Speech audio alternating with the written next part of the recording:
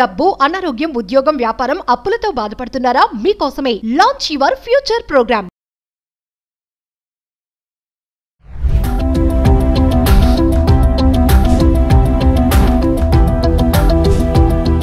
నమస్తే, welcome back to Suman TV. Present మనతో పాటు ఉన్నారు అనలిస్ట్ మందర కృష్ణారెడ్డి గారు. నమస్తే సార్. నమస్తే అమ్మా. సార్, ఈఎంఐ ఆల్రెడీ మీకు తెలిసే ఉంటుంది. ఇప్పుడు ఈ మధ్య కాలంలో చాలా మంది ఏంటంటే లగ్జరీ లైఫ్కి బాగా అలవాటు పడిపోయారు.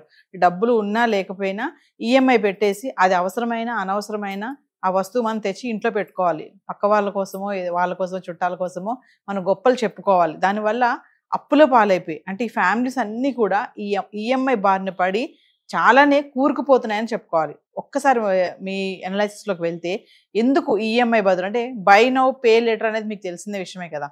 ఇప్పుడు కొనండి, మెల్లమెల్లగా డబ్బులు కట్టండి అని. ఎప్పటికైనా కట్టాల్సిందే, మెల్లమెల్లగా. అవి కట్టలేక తర్వాత ఇబ్బంది పడి చాలా మళ్ళీ అప్పులు చేసే పరిస్థితులు కూడా చాలానే కనిపిస్తున్నాయి. ఒకసారి ఈఎంఐ గురించి మిమ్మల్ని అడిగితే. ప్రపంచంలో సిద్ధాంతాలు మారిపోయాయి. ఒకప్పుడు ఒక మనిషికి విలువ దేంతో ఉండేదంటే వాళ్ళు ఉండే మంచితనం, మానవత్వం, పెద్ద మనిషి తత్వం, నిజాయితీ, ఇవన్నీ కొలమానంగా ఉండేవి, కొలబద్దలుగా ఉండేవి. ఇంటికి ఎవరు పెద్ద మనిషి అంటప్పుడు ఖచ్చితంగా ఇంట్లో అందరికన్నా ఎక్కువ వయసు ఉన్నటువంటి తాతగారు, ముత్తాతగారు ఎవరుంటే వాళ్ళని చూపించేవాడు. ఇవాళ ఇంటికి పెద్ద మనిషి ఎవడంటే ఎవడు ఎక్కువ సంపాదిస్తున్నాడో వాడే ఇంటికి పెద్ద మనిషి. వయసుతో నిమిత్తం లేదు. ఎర్నింగ్ ఎవడు చేస్తాడో, డామినేషన్ ఎవరు చేయగలుగుతాడో కుటుంబాన్ని, వాడే ఇంటికి పెద్ద. అసలు మొత్తం ఉమ్మడి కుటుంబాలే నాశనం అయిపోయిన పరిస్థితి మనం చూస్తున్నాం. సింగిల్ ఫ్యామిలీ ఉంటుంది, దాంట్లో ఎవరు ఎక్కువ తింటే భర్త ఎక్కువ సంపాదిస్తే భర్త డామినేట్ చేస్తున్నాడు, భార్య ఎక్కువ సంపాదిస్తే భార్య డామినేట్ చేస్తున్నాడు. ఇది కుటుంబ పరిస్థితి ఇవాళ సిచ్యువేషన్. ఇవాళ నీతిగా, నిజాయితీగా, న్యాయంగా మనిషి బ్రతికేటువంటి, నియమితంగా బతికేవాడు, నియమానుసారంగా బతికేటువంటి మనుషులకి విలువ లేని పరిస్థితి. అన్యాయంగా అయినా, అక్రమంగా అయినా, తప్పుడు పనుల ద్వారానైనా ఎక్కువ డబ్బు సంపాదించి, ఆస్తులు ఎక్కువ సంపాదించి, పెద్ద పెద్ద కార్లల్లో విలాసవంతమైన జీవితాన్ని గడిపేటువంటి వాళ్ళకి, పెద్ద మెడల్లో ఉంటూ వచ్చేటువంటి వాళ్ళకి విలువ పెరిగిపోయింది. అది ఉన్నప్పుడే విలువ, అది పోతే మళ్ళీ వాళ్ళ విలువ తిరిగిపోతుంది ఆటోమేటిక్గా. వాళ్ళకు కూడా తెలిసిన సంగతి. ఇలాంటి ఒక కృత్రిమైన ప్రపంచాన్ని ఏర్పరచుకొని బతుకుతున్నటువంటి మనుషుల మధ్యలో ఈఎంఐ అనేది ఒక పెద్ద వరంగా మారిపోయింది వాళ్ళకి.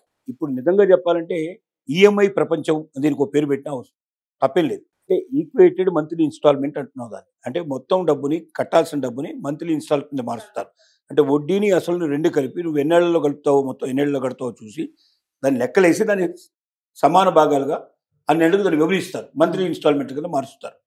అది మనం కట్టాల్సిన అవసరం ఉంటుంది. ఇది అవసరాన్ని బట్టి నిజంగా దానివల్ల అంటే ఏ ఈఎంఐ అయితే మనం తీసుకుంటున్నామో ఆ ఈఎంఐలో మనకు ఒక ఆస్తి ఏర్పరచుకొని, లేక సంపాదనకు అవకాశాన్ని ఏర్పరచుకొని, తిరిగి దాన్ని చెల్లించేందుకు దాంట్లోంచే ఒకవేళ ఆ అమౌంట్ను మనం సంపాదించగలిగే పరిస్థితి ఏర్పడితే అలాంటి ఈఎంఐ చేయటం వల్ల తప్పేం లేదు. అంటే ఉదాహరణకి ఇల్లు కట్టుకోవాలనుకుంటున్నాం, ఇంటి కోసం లోన్ తీసుకున్నాం, దాన్ని ఈఎంఐగా మార్చుకొని మనం కట్టుకుంటున్నాం, ప్రాపర్టీ ఏర్పడుతుంది. ఈ ప్రాపర్టీ ఒక 5 ఏళ్లకో 10 ఏళ్లకో 15 ఏళ్లకు మనం తీర్చుకున్నట్టుగా పెట్టుకున్నట్టయితే కొద్ది కొద్దిగా వడ్డీ కట్టుకుంటూ, అసలు కట్టుకుంటూ మనం కంప్లీట్ చేసుకొని ఈ ఇల్లు మనదే అనిపించుకున్నప్పుడు ఆ ఇంటి యొక్క టోటల్ వాల్యూ మనం కట్టిన దానికంటే ఎన్నో రెట్లు ఎక్కువ ఉంటుంది కాబట్టి పెరుగుతుంది, ఒక పెద్ద ఆస్తి మనకు తయారవుతుంది. ఆస్తి సంపాదించుకోవడానికి ఈఎంఐ కడితే చాలా సంతోషపడాల్సిన అవసరం ఉంటుంది. ఒకళ్ళు ఏదైనా పరిస్థితిలో మనం కట్టలేని పరిస్థితి ఏర్పడ్డా ఈఎంఐ, ఆస్తి అమ్మినట్టయితే దాంట్లో ఈఎంఐ పార్ట్ కొంత పోయినా మిగతా డబ్బంతా మనకు మిగులుతుంది. అలాగే పిల్లల చదువు కోసం మనం ఈఎంఐ తీసుకున్నాం అనుకోండి, వాళ్ళు చదువుకుంటున్నారు, వాళ్ళు విద్య పూర్తి చేసుకుని ఏదో ఒక ఉద్యోగంలో చేరుతారు. ఉద్యోగంలో చేరినప్పుడు వాళ్ళకి రాబడి ప్రారంభమవుతుంది. తద్వారా వాళ్ళు ఆ యొక్క ఎడ్యుకేషన్ లోన్ని కంప్లీట్ చేసుకోవడానికి వాళ్ళకి ఒక అవకాశం ఏర్పడుతుంది. అంటే వాళ్ళ జీవితానికి ఒక పునాది ఏర్పడి, సంపాదనకు ఒక మార్గం ఏర్పడి, ఈ చదువు పూర్తి అయిపోయి ఉద్యోగం దొరికిన తర్వాత ఉద్యోగం నుంచి వచ్చేటువంటి రాబడితోటి వాళ్ళు పూర్తిగా దాన్ని తీసుకున్నటువంటి లోన్ని పూర్తిగా కట్టుకోగలుగుతారు. కాబట్టి అలాంటి వాళ్ళకి ఇబ్బంది లేదు. కానీ జరిగిన పెద్ద పొరపాటు ఏం జరుగుతుందంటే ఇక్కడ కార్ల కోసం, టీవీల కోసం, ఫోన్ల కోసం, ఐఫోన్ల కోసం, బైకుల కోసం, ఇక చెప్పడానికి ఏసీల కోసం, ఏది పడితే అది విలాసంగా కనబడేది, అవతల వాడికన్నా నా దగ్గర ఎక్కువ ఉందా, వాడికన్నా ఒక ఫర్నిచర్ మీద ఒక బిల్డింగ్ కట్టడానికి ఎంత ఖర్చు అవుతుందో, ఒక బిల్డింగ్ కొనడానికి ఎంత ఖర్చు అవుతుందో, ఇంటీరియర్ డెకరేషన్ చేయడానికి అంతకన్నా ఎక్కువ అవుతుంది. 5 కోట్లు పెట్టి ఒక బిల్డింగ్ కొన్నాడు అంటే 7 కోట్లు 10 కోట్లు పెట్టి ఇంటీరియర్ డెకరేషన్ చేస్తున్నారు. ఈ ఇంటీరియర్ డెకరేషన్ మళ్ళీ తిరిగి రేపు పొద్దున ఏదైనా పరిస్థితి ఏర్పడి అమ్మాలంటే పెట్టిన పెట్టుబడిలో 10% రాదు. ఆ బిల్డింగ్ వస్తుంది, బిల్డింగ్ 5 కోట్లది పోతే 5 కోట్లు 6 కోట్లు 7 కోట్లు రావచ్చు, లేకపోతే 4 కోట్లు 5 కోట్లు రావడానికి అవకాశం ఉంది తప్ప పెద్దగా తేడా రాదు. అంటే కొద్దిగా ఎక్కువ వచ్చే అవకాశం ఉంది కానీ ఎప్పుడు తగ్గడానికి అవకాశం చాలా తక్కువ. కానీ ఇంటీరియర్ డెకరేషన్ పేరు మీద ఎంతైతే పెడుతున్నారో 5 కోట్లు 7 కోట్లు పెడుతున్నారో ఇందులో ఒక 10% కూడా రాదు, వాపస్ రాదు. మిగతాదంతా పోయినట్టే లెక్క. ఏదైనా పరిస్థితుల్లో అమ్మాల్సి వస్తే ఏసీ ఒకసారి పెట్టించాం, ఎంత కాస్ట్ అవుతుంది మనకు? లక్షల రూపాయల మీద ఖర్చు అయింది. అది తీసేస్తే 10,000 5,000 ఉంటున్నా ఆశ్చర్యపడాల్సిన అవసరం లేదు, అంత తిరిగా ఉంటుంది. అలాగే ఇప్పుడు మనం కారు కొన్నాం, కారు కొన్నప్పుడు అయ్యేటువంటి కాస్ట్ ఎంత, అమ్మినప్పుడు ఎంత కాస్ట్ వస్తుంది? చాలా తక్కువ వస్తుంది. అంటే మనం మామూలుగా వినియోగించుకునేటువంటి వినియోగ వస్తువుల కోసం ఈఎంఐ పెట్టుకోవడం వల్ల మనం చాలా దెబ్బతింటాం. అయితే ఒక క్వశ్చన్ చెప్పండి సార్, ఇప్పుడు చాలా మంది దగ్గర ఒకేసారి బడ్జెట్ ఉండదు కదా, మరి బల్క్గా అమౌంట్ ఉండదు, అలాంటి వాళ్ళకి ఈఎంఐ అనేది ఒక మంచి ఆప్షనే కదా, మెల్లమెల్లగా కట్టుకోవచ్చు కదా. నేను ఒప్పుకుంటాను. ఎప్పుడు ఈఎంఐ కట్టాలంటే సేవింగ్స్ కూడా ఉండాలి. గతంలో భవిష్యత్తు ఏం చేసేవాళ్ళు అంటే తనకు నెలకు ఒక 10,000 రూపాయలు జాబ్లో వస్తే 2,000 రూపాయలు దాచుకునేవాళ్ళు, 2,000 రూపాయలు ఖర్చు పెట్టి మిగతా అన్ని చూసుకునేవాళ్ళు.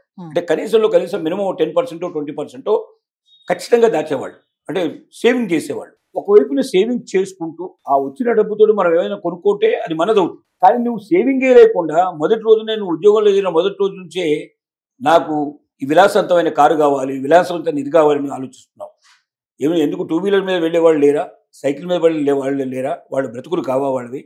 వాళ్ళు జీవించడం లేదా? వాళ్ళని మొత్తం కొట్టిపారేద్దామా? వాళ్ళు సంతోషంగా బతకలేదని చెప్దామా? కారులో ఉన్నవాడు సంతోషంగా ఉన్నాడని గ్యారెంటీ ఏమైనా ఉందా? కార్ల వల్ల సంతోషం రాదు, వెహికల్స్ వల్ల రాదు. ఏమైనా మనం ఒక ప్రాంతం నుంచి ఇంకో ప్రాంతానికి పోవడానికి ఉపయోగించబడే వస్తువులే తప్ప ఈ వెహికల్స్ మీద వల్ల మనకేం పెరగదు. దానివల్ల మనకు ఏ బిజినెస్లు పెరగవు. అంటే దాన్ని చూసి ఎవడన్నా లోన్ ఇస్తాడేమో, మళ్ళీ అప్పుల కోసం పోవాల్సిందే తప్ప నీ ఆదాయం పెరిగే అవకాశాలకైతే చాలా తక్కువ ఉంటాయి. దాన్ని ప్రతిపదిగా ఎవడు తీసుకోడు. కాబట్టి నీకు విలాసవంతమైన వస్తువులు కావాలన్న కోరిక నిజమే. నీ ఆస్తి అంటూ ఉన్నప్పుడు, నీ దగ్గర ఆ డబ్బు అంటూ ఉన్నప్పుడు దాన్ని నువ్వు కొనుక్కుంటే అది నీదవుతుంది. కానీ ఇక్కడ ఏం జరుగుతుంది? బై నౌ పే లేటర్ అనేటువంటి మాట వల్ల దాన్ని కొద్దిగా గట్టిగా చెప్పి దాన్ని తక్కువ చెప్పడం అనేది జరుగుతూ ఉంటుంది. ఇక్కడ ఏంటంటే 1 లీటర్ పెట్రోల్ పోయండి 150 కిలోమీటర్లు వెళ్ళండి, ఆగకుండా అని చెప్పి షరతులు వర్తిస్తాయి అని చెప్తాడు. ఒక పేపర్లో అడ్వర్టైజ్మెంట్ వస్తుంది. తాటికాయంత అక్షరాలు ఇస్తాడు. 1 లీటర్ పెట్రోల్తో 150 కిలోమీటర్ల ప్రయాణం ఇచ్చి కింద చీమకాలంత అక్షరాలతోటి సన్నగా షరతులు వర్తిస్తాయి అంటాడు. ఎవడో ఇట్లాగే కొనుక్కున్నాడు, డబ్బు పెట్టి 20,000 15,000 పెట్టి ఆ బైక్ కొనుక్కున్నాడు. 1 లీటర్ పెట్రోల్ పోసుకుని పోతే అది 20 కిలోమీటర్లోనే ఆగిపోయింది. ఏమిట్రా ఇలా జరిగిందంటే మరి వాడి దగ్గర అడిగితే మీరు చూడలేదా సార్ అన్నాడు. ఏంటంటే చూశారు, షరతులు వర్తిస్తాయి, కండిషన్స్ అప్లై అన్నాడు. ఏం కండిషన్స్? ఎక్కడ జరిగింది అంటే ఎక్కడో ఇంగ్లాండ్ లోపల అద్దాల లాంటి రోడ్ల మీద ఎక్కడ మధ్యలో ఆకడానికి వీలు లేకుండా, ఎక్కడ స్పీడ్ బ్రేకర్స్ లేకుండా, పరిమితి అన్ని వెహికల్స్ ఒకే రకమైన వేగంతో నడిచే దగ్గర ఆపకుండా, బ్రేకులు వేయకుండా, గేర్లు వేయకుండా వెళితే అక్కడ సాధ్యమైంది. ఇక్కడ అడుగడుగున స్పీడ్ బ్రేకర్లు, అసలు మనం ఏ స్పీడ్లో పోతామో తెలియదు. మన హైదరాబాద్ పరిస్థితి ఎట్లా ఉంటుందో, మనకి సిటీల పరిస్థితి ఎట్లుందో మనకు తెలుసు. ఇలాంటి చోట నీకు 20 కిలోమీటర్లు వస్తే అదే చాలా ఎక్కువయ్యా అన్నాడు వాడు. సో ఇలాంటివన్నీ ఉంటాయి పరిస్థితులు. కాబట్టి ఈఎంఐ పరిస్థితులు కూడా ఇవాళ ఇలాంటివే. ఈఎంఐ తీసుకున్న వాళ్ళు చాలా ఆలోచించాల్సింది ఏమిటంటే ఇవాళ మనకు దొరకడం ఈజీ. ఎందుకంటే దీనికి గ్యారంటీ లేని, సెక్యూరిటీ లేనటువంటి లోన్స్ అంటారు, అన్సెక్యూర్డ్ లోన్స్ అంటారు. అంటే నీ ఉద్యోగం, నీ క్రెడిట్ కార్డు, నీ డెబిట్ కార్డు ఇట్లాంటివి చూసి వాళ్ళు ఇస్తారు. అంతేగాని నువ్వు దీనికోసం ఏదైనా సెక్యూరిటీ పెట్టాల్సిన అవసరం లేదంటే మళ్ళీ దీనికోసం నువ్వు ఒక భూమి, నీ ల్యాండ్ లేదా ఏదో దీనికి సెక్యూరిటీ కింద పెట్టి తీసుకోవాల్సిన అవసరం లేదు. ఇలా లేకుండా వచ్చే లోన్లు ఇవి. అయిపోనుంది పోనే దానికి సంబంధించిన సెక్యూరిటీ కింద లెక్క. అలాగే ఇంట్లో ఫర్నిచర్కి ఇస్తాడు లోను, టీవీలకు ఇస్తారు, వెహికల్స్కి ఇస్తారు, వీటన్నిటికి ఇస్తారు. ఈ ఇచ్చే లోన్స్ ఏంటంటే నీ ఉద్యోగం చూసి ఇస్తున్నారు.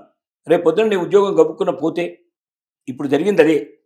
హైదరాబాద్లో రియల్ ఎస్టేట్ బ్రహ్మాండంగా పెరగడానికి కారణం ఏంటంటే ఇక్కడ ఉన్నటువంటి ఐటీలో పనిచేసే వాళ్ళు, ఐటీలో పనిచేసే వాళ్ళు ఉన్నారో వీళ్ళకి లక్షల కొద్ది రూపాయల జీతం ఉండడం వల్ల వీళ్ళు మాకు బ్రహ్మాండమైనటువంటి బిల్డింగ్లు కావాలి, విల్లాస్ కావాలి, ఆ విల్లా కూడా 5 కోట్లకు తగ్గకూడదు, 10 కోట్ల వరకు కావాలి అన్నట్టుగా డిమాండ్ చేయడం ప్రారంభించారు. డిమాండ్ చేయడం వల్ల వాళ్ళు ఏం చేశారంటే, ఎందుకంటే వీళ్ళకి ఈఎంఐలు వస్తున్నాయి కాబట్టి, నేను బిల్డింగ్ కొనుక్కున్నాను, నాకు ఈఎంఐ వస్తుంది, నెలకు 50,000 1,00,000 నేను ఈఎం కట్టగలను, నేను 5 ఏళ్లలో 10 ఏళ్లలో ఈ బిల్డింగ్ నా సొంతం అవుతుంది అని వీళ్ళు విపరీతమైనటువంటి రేటు పెంచి పారేశారు. ₹1 కోటి ఉండేది 5 కోట్లు అయిపోయింది, 5 కోట్లు 10 కోట్లు అయిపోయింది. డిమాండ్ బాగా ఉండటం వల్ల. ఐటీ మీద ఆధారపడి రియల్ ఎస్టేట్ ఎప్పుడైతే డెవలప్ అయిందో ఒక్కసారి ఏఐ వల్ల ఐటీ దెబ్బతిని ఒక్కొక్క టెక్ కంపెనీలో 10,000, 20,000, 30,000 ఉద్యోగాలు జారి పడిపోతుండటంతో తీసేయడం జరిగింది. భవిష్యత్తులో ఉద్యోగం ఉంటుందో లేదో తెలియదు, ఏ క్షణంలో ఉద్యోగం ఓడిపోతుందో తెలియదు. ఇలాంటి పరిస్థితుల్లో ఏమైందంటే ఐటీ ఉద్యోగులు ఎవరు కూడా ఇక ఈఎంఐ కట్టడానికి లేని పరిస్థితి ఏర్పడింది. కొత్తగా ఎవడు కొనడం లేదు, పాతది కొనుక్కున్నవాడు కూడా ఏమి కట్టాలంటే భయపడుతున్నాడు. అయ్యా మీరు అమ్మి పారేసి మాకు ఎంతో వస్తే ఇచ్చేసేయండి, పర్లేదు, ఆ బిల్డింగ్ మాకు అక్కర్లేదని చెప్పేటువంటి పరిస్థితి ఏర్పడింది. ఒక్కసారి డబాల్మని రియల్ ఎస్టేట్ కూలిపోయింది. రియల్ ఎస్టేట్ కూలడానికి చాలామంది ఏమనుకుంటున్నారంటే ఒక ప్రభుత్వం మరి ఇంకో ప్రభుత్వం రావడం వల్ల రియల్ ఎస్టేట్ కూలిపోయిందని చాలామంది అనుకుంటున్నారు. రియల్ ఎస్టేట్ హైదరాబాద్లో, తెలంగాణలో ఇవాళ రియల్ ఎస్టేట్ కూలిపోవడానికి ముఖ్యమైన కారణం ఒక తెలంగాణ, హైదరాబాదే కాదు, ఇండియా మొత్తం మీద కూడా ఇవాళ రియల్ ఎస్టేట్ చాలా డల్ అయింది. మునుపటి కన్నా తక్కువగా ఉంది. కొన్ని చోట్ల చాలా ఎక్కువగా డల్ అయిపోయింది, కొన్ని చోట్ల కొంత డల్ అయిపోయింది. కారణం ఏంటంటే ఎక్కడైతే ఐటీ ఉద్యోగులు ఎక్కువగా ఉన్నారో అక్కడ రియల్ ఎస్టేట్ బాగా పెరిగింది. ఎక్కడ ఐటీ ఉద్యోగులు తక్కువ ఉన్నారో అక్కడ రియల్ ఎస్టేట్ తక్కువ పెరిగింది. రియల్ ఎస్టేట్ హైదరాబాద్లో పెరగడానికి మెయిన్ కారణం ఏంటంటే ఐటీ ఉద్యోగులు. ఈఎంఐ కట్టడమే దానికి ముఖ్య కారణం. ఈఎంఐ కట్టడానికి ఎంత ఎక్కువ అవకాశం ఉందో అంత ఎక్కువ ఉపయోగించుకున్నారు. అంటే వచ్చిన జీతాన్ని మొత్తం ఈఎంఐలకే పోతుంది దాదాపుగా. కొద్ది డబ్బే వాళ్ళు తినడానికి, పడుకోవడానికి వీటికి ఉపయోగించేటువంటి చాలా తక్కువ. మిగతాదంతా విలాసవంతమైన వస్తువులకే చూపిస్తారు, ఇలాంటి వాడికే కట్టుకుంటారు. దాంట్లో రియల్ ఎస్టేట్ కట్టడం జరిగింది. ఎప్పుడైతే వీళ్ళకి ఐటీ ఉద్యోగులకు ఉద్యోగ భద్రత లేదో పరిస్థితి అర్థం చేసుకొని ఒకేసారి వాళ్ళంతా కూడా మొత్తం ఈఎంఐలు విత్డ్రా చేసుకోవడం మొదలుపెట్టారు.